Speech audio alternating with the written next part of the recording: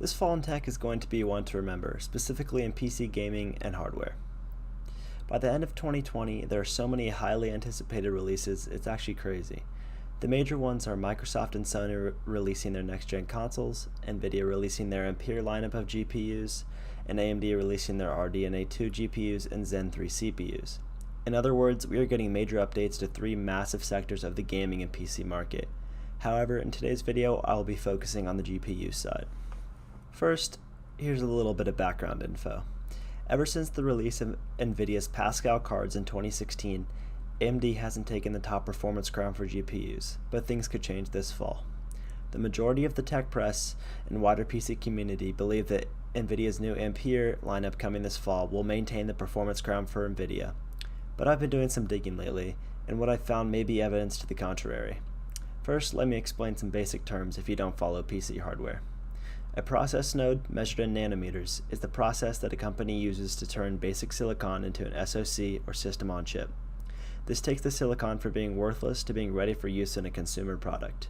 In general, the smaller the node, the less nanometers in its name, the more transistors you can fit in a given area, making it more efficient and powerful than a larger node.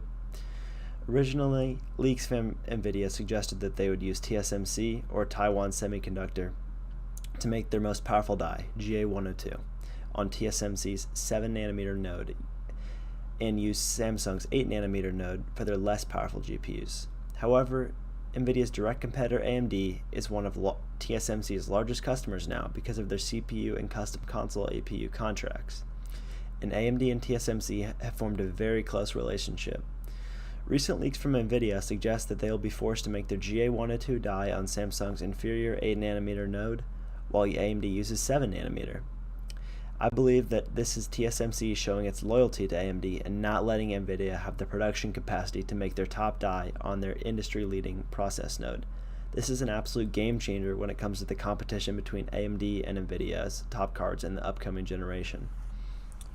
With the background info out of the way, let's get into the analysis.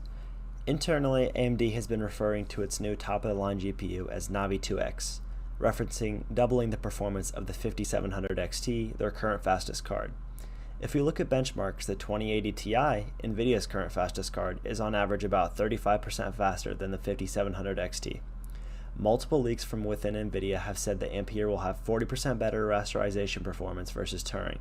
This puts their fastest next-gen consumer card, the 3080 Ti, at about 40% faster than a 2080 Ti. If we do some basic math and double the 5700 XT's performance, as AMD are claiming next-gen will, it will result in the 6900 XT being 30% faster than a 2080 Ti. This means that their top cards are within 5% of each other in performance, but AMD is still losing slightly. This is where their node advantage comes into play.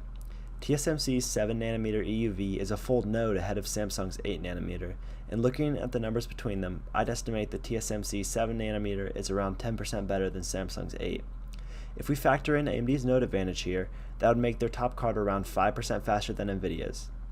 If you still don't believe me that RDNA2 will be this good, possibly even beating Ampere, let's do some basic math off of numbers that we know. Sources inside AMD have said that the top RDNA2 die will have 72 compute units.